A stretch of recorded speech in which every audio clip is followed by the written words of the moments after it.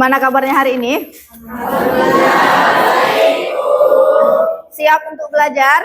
Siap. Yang bajunya belum rapi, silahkan dirapikan. Masukkan semua bajunya ke dalam. Tidak ada lagi baju yang berada di luar.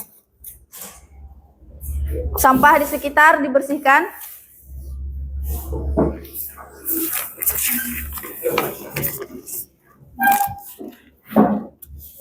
Sudah bersih semuanya? Sudah, ketua kelas silahkan pimpin doanya. Siap, gerak. Doa mulai.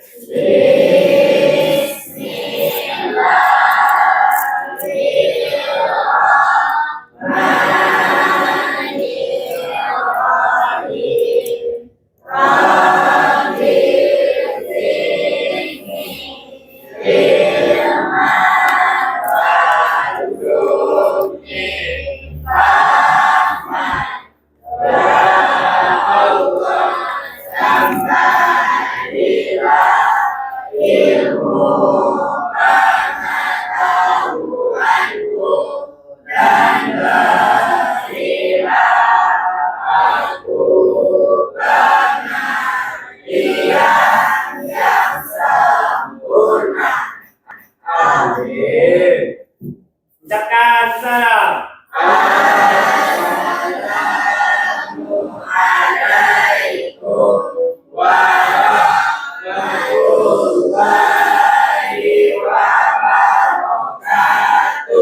Waalaikumsalam warahmatullahi wabarakatuh. Hadir semua? Siapa yang nggak hadir? Ibu cek satu-satu ya. Adinda Bunga, Ivy, Anissa, Aldo, Aulia, Diva. Salah satu hal yang paling penting sebelum kita melaksanakan proses pembelajaran, sama dengan pertemuan-pertemuan kita sebelumnya, kita sudah memiliki yang namanya kesepakatan kelas. Ada berapa kesepakatan kelas kita? Yang pertama apa? Yang kedua? Yang ketiga? Minggu lalu kita belajar apa aja? Ada yang masih ingat? Iya, Aldo, apa? Besaran pokok dan besaran turunan. Besaran pokok dan besaran turunan. Apa aja yang termasuk ke dalam besaran pokok?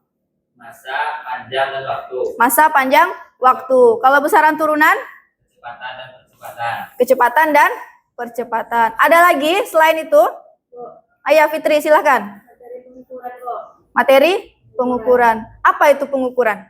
Yaitu membandingkan suatu besaran dengan objek lain yang sejenis yang ditetapkan sebagai acuan. Ya, benar sekali. Nah, apalagi kira-kira yang kita bahas di pertemuan kemarin? Siapa lagi yang masih ingat?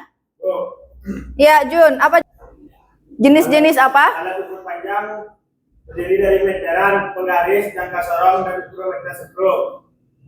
Alat ukur massa terdiri dari timbangan. Alat ukur waktu terdiri dari stopwatch. Ukur. Nah, untuk yang hari ini kita akan membahas tentang alat ukur panjang. Ini juga udah Ibu contohkan kemarin kan? Apa namanya ini? Apa fungsinya? Bagian-bagiannya apa aja? Siapa yang masih ingat? Siapa yang bisa menjelaskan? Iya, Zara, silahkan berdiri. Yang pertama, perkenalkan nama saya Aulia Fatimah Zahra. Saya akan menjelaskan bagian-bagian yang terdapat pada jangka sorong. Yang pertama, terdapat bagian yang dapat mengukur diameter dalam atau rahang dalam.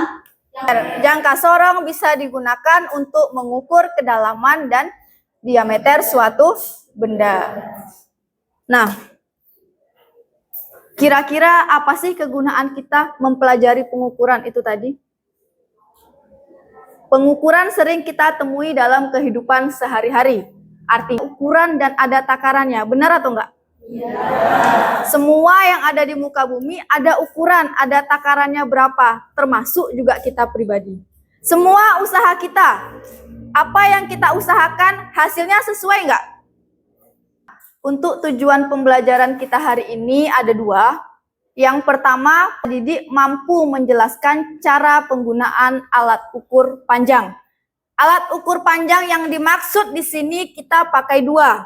Yang pertama jangka sorong dan yang kedua mikrometer sekrup. Artinya apa? Setelah pembelajaran ini berlangsung, kita semua diharapkan bisa melakukan pengukuran dengan menggunakan dua benda ini. Yang kedua, menggunakan alat ukur dan mengkomunikasikan hasil pengukuran dengan tepat. Selain bisa di sini menggunakan dua penilaian. Yang pertama, penilaian observasi dan yang kedua, penilaian tes tertulis. Untuk penilaian observasi, nanti Ibu akan nilai gimana cara kalian bekerja dalam kelompok, keaktifan kalian dalam kelompok, cara kalian berbicara, cara kalian bersosialisasi dengan teman, itu disebut sebagai penilaian observasi. Dan yang terakhir nanti ada penilaian formatif namanya. Itu kalian akan mengerjakan sebuah tes kemampuan untuk mengukur seberapa paham sih apa yang kalian kerjakan di sini tadi dalam bentuk soal di akhir. Gambar di depan. Ada gambar apa? Ini apa? Penggaris. Ini apa? Mikrometer sekrup. Perhatikan, di sana ada penggaris, ada mikrometer sekrup. Di situ juga terdapat sebuah uang logam. Kalian, kalau berada di posisi ini, mempunyai dua alat ini, kira-kira pengukuran apa yang kalian kerjakan untuk mengukur tebal dari logam? Pakai penggariskah kalian atau pakai mikrometer sekrup? Pakai mengukur ketebalan suatu benda. Tetapi tingkat ketebalan suatu benda berbeda atau sama? Berbeda. Kertas dan ini sama nggak tebalnya?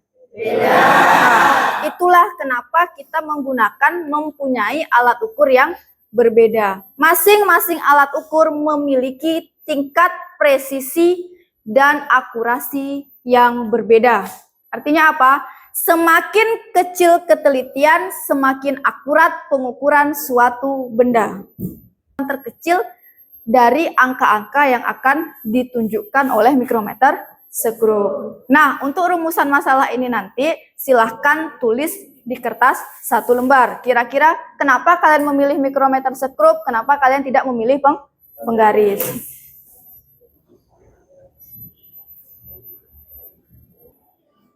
Dan alat ini juga bisa mengukur kedalaman suatu celah. Jadi, hanya dengan satu alat ini kita bisa mengukur lebih banyak benda kerja. Untuk bagaimana cara penggunaannya, sebenarnya cukup mudah. Jika Anda akan mengukur ketebalan atau diameter luar, cukupkan rahang besar ini ke komponen yang akan diukur. Pastikan posisi benda tidak miring sehingga pengukuran akurat. Setelah itu, putar kuncian agar rahang ini tidak geser-geser. Ini akan mempermudah kita saat akan melakukan pembacaan hasil karena kita bisa meletakkan benda. Nah, ini diperhatikan karena untuk percobaan kita akan melakukan pengukuran dengan ini. Untuk membaca jangka sorong, kita harus memahami arti dari garis-garis ini. Skala yang ada pada badan jangka sorong disebut skala utama. Skala ini punya nilai 1 mm per garis. Jadi ini mirip seperti penggaris biasa. Skala ini akan memberitahu kita hasil pengukuran dasarnya. Contohnya seperti pengukuran tadi. Buka jangka sorongnya. Semuanya. Silahkan dibuka. Perhatikan. Ini apa namanya tadi? Skala utama. Yang di bawah? Skala nonius. Nampak jelas perbedaannya? Bisa membedakan? Kita paskan angka 0 pada skala geser dengan garis rakit pada skala utama. Nah, garis rakit ini akan menentukan pengukuran dasarnya. Jadi hasilnya 33 mm. Dah, perhatikan. Untuk perhitungan, misalnya kita punya benda setebal ini. Batas sampai ini. Alat kita terkunci.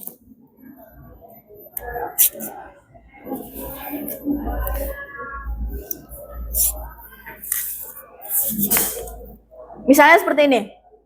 Alat kita benar-benar terkunci sampai di sini. Benda pastikan tidak jatuh. Buka jangka sorongnya. Semuanya. Silahkan dibuka. Perhatikan. Ini apa namanya tadi? Skala utama. Yang di bawah? Skala nonius. Nampak jelas perbedaannya? Bisa membedakan? Kita paskan angka 0 pada skala geser dengan garis rakit pada skala utama. Nah, garis rakit ini akan menentukan pengukuran kasarnya. Jadi hasilnya 33 mm. Dah, perhatikan. Untuk perhitungan, misalnya kita punya benda setebal ini. Batas sampai ini. Alat kita terkunci.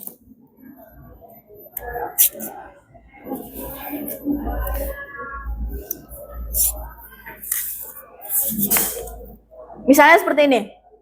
Alat kita benar-benar terkunci sampai di sini. Benda pastikan tidak jatuh. Paham?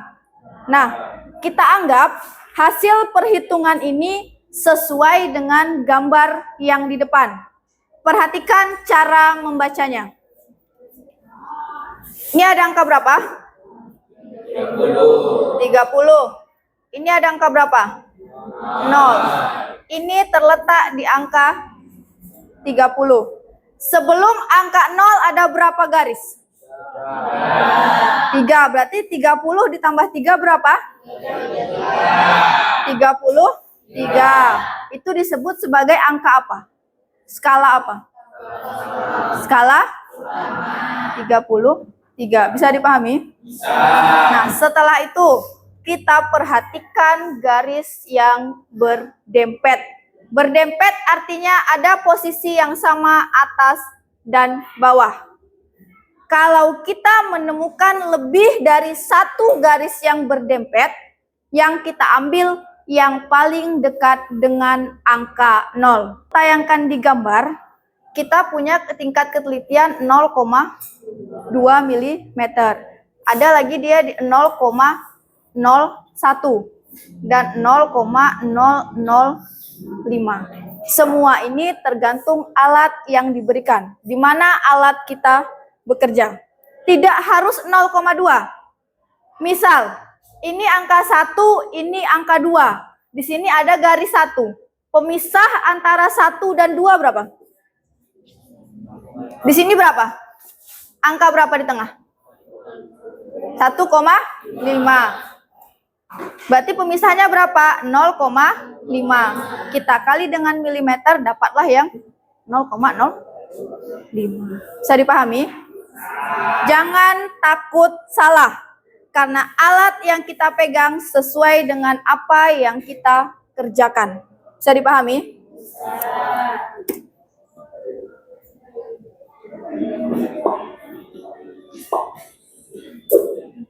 Untuk skala geser, ada yang mau ditanyakan untuk perhitungan jangka sorong? Masih ada yang mau ditanyakan? Cara menghitung jangka sorong. Boleh dijelaskan kembali, Bu, apa fungsi skala nonius pada alat ukur? Fungsi skala nonius. Yang di atas bergerak sebagai skala utama, yang di bawah bergerak sebagai skala nonius. Kenapa harus ada skala nonius sedangkan kita sudah bisa mendapatkan angka dengan skala utama? Pertanyaan yang bagus, siapa yang bisa jawab? Kenapa? Apa guna dari skala nonius? Sedangkan skala utama sudah bisa menunjukkan angka yang kita inginkan. Apa kira-kira? Siapa yang bisa? Ya, Selvia. Untuk menambah nilai akurasi pada benda yang telah kita ukur. Untuk menambah nilai akurasi pada benda yang telah diukur. Sama yang Ibu jelaskan di awal tadi. Masing-masing alat ukur, masing-masing benda memiliki tingkat presisi dan akurasi yang berbeda. Tingkat akurasi yang berbeda tadi, semakin kecil angka pengalinya, semakin kecil tingkat kesalahan benda. Artinya apa? Ketelitian yang dihasilkan berdasarkan hasil pengukuran bisa dikatakan sebagai pengukuran yang akurat. Bisa dipahami? Ada pertanyaan lagi? Ada lagi? Kalau tidak, perhatikan yang untuk mikrometer sekrup. Mikrometer sekrup adalah alat ukur yang digunakan untuk mengukur ketebalan suatu benda. Namun, ketebalan benda yang dapat diukur dengan mikrometer itu terbatas. Seperti yang Anda lihat, mikrometer ini memiliki jangkauan pengukuran maksimal 25 mm. Salah satu yang membedakan mikrometer dengan alat ukur lainnya ada pada ketelitiannya yang mencapai 0,01 mm. Lalu bagaimana cara menggunakannya? Simak video berikut. Bagian mikrometer sekrup. Frame adalah rangka utama mikrometer yang berbentuk Nah, diingat pola bagian-bagiannya. adalah skala pengukuran untuk menentukan nilai kasar suatu pengukuran. Skala radius adalah skala pengukuran untuk menentukan nilai desimal suatu pengukuran. Bagian lain dari mikrometer terdiri dari aktif atau poros tetap, spindle atau poros geser, timbel, ratchet, dan pengunci mikrometer. Bagaimana cara menggunakannya? Sebelum mikrometer dipakai, Anda harus melakukan kalibrasi. Kalibrasi adalah cara untuk memposisikan skala utama agar sinkron dengan skala radius. Caranya, putar ratchet hingga spindle menyentuh anvil. Apa itu kalibrasi? Kalibrasi. Ada yang tahu kira-kira? Semua alat yang kita gunakan, alat apapun, terutama yang polanya bisa berubah, yang bisa berputar dan bergeser. Sebelum kita melakukan pengukuran, pastikan seluruh alat berada pada angka 0. Itu yang disebut sebagai kalibrasi dari suatu alat. Memposisikan awal alat pada angka 0. Kenapa harus di angka 0? Kira-kira. Semua alat yang kita gunakan, alat apapun, terutama yang polanya bisa berubah, yang bisa berputar dan bergeser. Sebelum kita melakukan pengukuran, pastikan seluruh alat berada pada angka 0. Itu yang disebut sebagai kalibrasi dari suatu alat.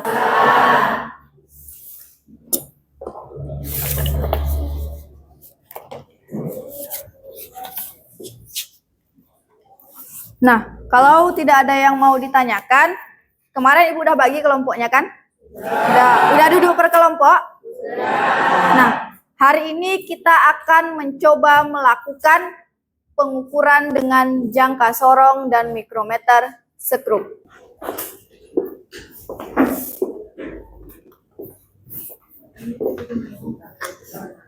Dah, perhatikan LKPD yang Ibu bagikan. Di sini ada dua alat. Yang pertama kita menggunakan jangka sorong dan yang kedua kita menggunakan mikrometer sekrup. Alatnya udah di meja semua? Perhatikan petunjuk dan langkah-langkah kerja. Apa yang angkanya? Yang di atas berapa? Nah, diingat lagi. Perhitungan kita sebelum angka 0. 4 tuh sebelum angka. Iya, sebelum angka 0. Berarti 4 termasuk skala utama atau bukan? Iya. Termasuk skala utama karena dia terletak sebelum angka 0. Berarti 4 dulu deh. 4 skala utamanya. Cari skala non-nus dia. 4 tadi. Udah. Berapa hasil pengukurannya? Dicoba diukur bendanya. Yang mau kita ukur siapa? Diameter? Diameter Skala. Diameter ini diukur. Tarik dia sampai ini habis. 1, 3, 4. Masih ada yang kurang fokus. 1 kali lagi. 1, 3, 2, 1, 4, 2, 1. Tepuk tangan untuk kita semua. Akan mempresentasikannya dan yang akan dipresentasikan oleh Vicky Firmansyah. Udah, perhatikan Vicky ke depan. Dari alat ukur apa yang kamu pakai? Mikrometer. Apa yang kamu ukur? Yang pertama putar putarnya dan masukkan benda yang mau diukur.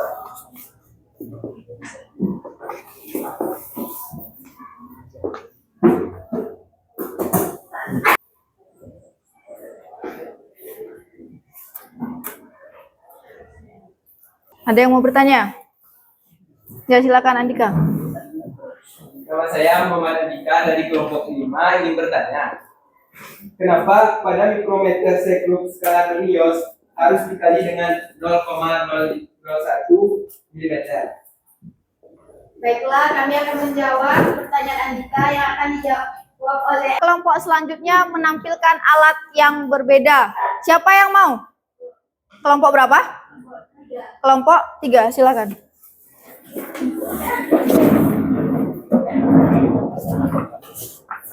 diukur menggunakan jangka.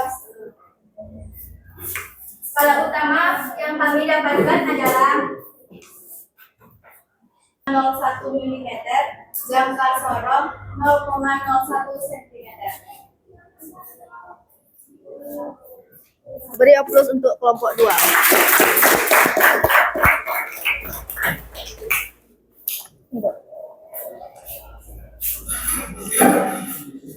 Perhatikan di depan. Temannya sudah melakukan presentasi dari jangka sorong dan mikrometer sekrup. Perbedaan di awal antara jangka sorong dan mikrometer sekrup tadi di mananya? Sentimeter. Untuk jangka sorong 0,01. Tadi katanya ada perbedaan antara jangka sorong dan mikrometer sekrup. Kalau 0,01 sama-sama milimeter berbeda tidak? Sama. Nah, bedanya di mana? Jangka sorong 0,01 cm. Itu pertama. Selain kita harus mengkalibrasi alat, ada hal yang penting yang harus kita kalibrasi terlebih dahulu. Apa? Selain alat yang kita kalibrasi, ada fokus utama yang harus kita kalibrasi terlebih dahulu. Siapa? Siapa? Kita sebagai pengukur. Kita berbeda. 1 meter dengan 1 sentimeter panjangnya sama nggak? Beda kan? Nah, itulah pengaruh satuan terhadap hal yang kita ukur. Ini dia. Dapatnya 10,25. Di sini dapatnya sentimeter. Perhatikan. Benda yang diukur sama-sama buku. Kelompok 1 mengukur buku, kelompok 3 mengukur buku. Kelompok 1 dapat buku 10,25 mm dengan menggunakan mikrometer sekrup. Sedangkan kelompok 3 memperoleh hasil 0,877 jika satuannya sama. Sedangkan dua hasil pengukuran di depan menunjukkan angka yang berbeda. Berarti lebih kecil yang mana? 0,25. Walaupun angkanya lebih besar, perhatikan satuan di belakang. Kenapa buku yang diukur dengan mikrometer hasilnya bisa lebih kecil? Itu tadi, tingkat ketelitian dan akurasi benda yang bisa menyimpulkan pembelajaran hari ini siapa? Ya, Bu. Ya, Airil. Kedua alat ukur yang digunakan tadi memiliki kegunaannya masing-masing. Misalnya jangka sorong. Jangka sorong bisa kita gunakan untuk mengukur ketebalan suatu benda dan diameter dari benda. Sedangkan mikrometer sekrup Dan kertas. Ada lagi yang bisa menyimpulkan? Oh ya, Silvi. Benar apa yang disampaikan oleh teman kalian tadi, Airil dan Silvi. Kedua, alat ukur yang digunakan memiliki perannya masing-masing. Semuanya bisa untuk mengukur ketebalan benda, tetapi ada yang bisa digunakan untuk mengukur benda-benda yang lebih tipis. Kapan ke depannya apa? Setelah kita mempelajari ini, cara mengukurnya gimana, hasilnya berapa, tingkat ketelitiannya berapa, tidak ada lagi yang tidak mengerti apabila bertemu dengan alat-alat ukur ini di kehidupan sehari-hari. Untuk merefleksi bagaimana kegiatan pembelajaran kita hari ini, Ibu akan membagikan ini kepada kalian. Ini kalian isi. Sesuai apa sih yang kalian dapatkan selama pembelajaran? Bagaimana perasaan kalian selama belajar? Apa yang harus kalian pelajari lagi di rumah? Bagaimana pembelajaran ke depan yang kalian inginkan? Ini diisi ya.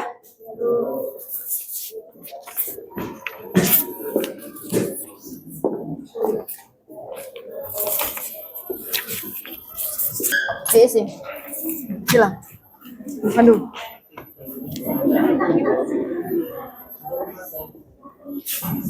Isi. Gimana perasaan kalian belajar? Apalagi yang kalian harapkan ke depannya?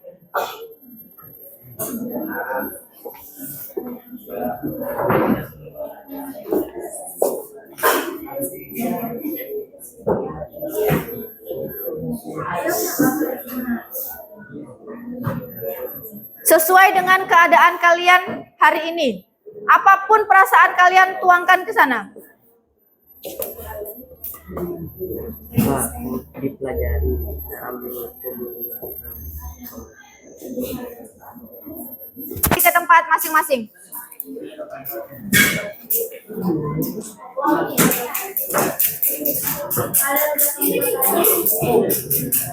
Kita melakukan pengukuran, berarti langkah selanjutnya adalah menyusun laporan. Dari hasil perhitungan yang kalian lakukan tadi, lanjutkan di rumah, kerjakan laporan hasil pengukuran. Dikumpulkan di pertemuan selanjutnya. Selanjutnya, pelajari juga di rumah. Untuk materi kita ke depannya, kita akan belajar tentang angka penting. Kita sudah cukupkan sampai di sini. Semoga apa yang kita pelajari tadi bisa kita ambil semuanya sesuai dengan tujuan pembelajaran kita. Kita pahami semuanya lagi.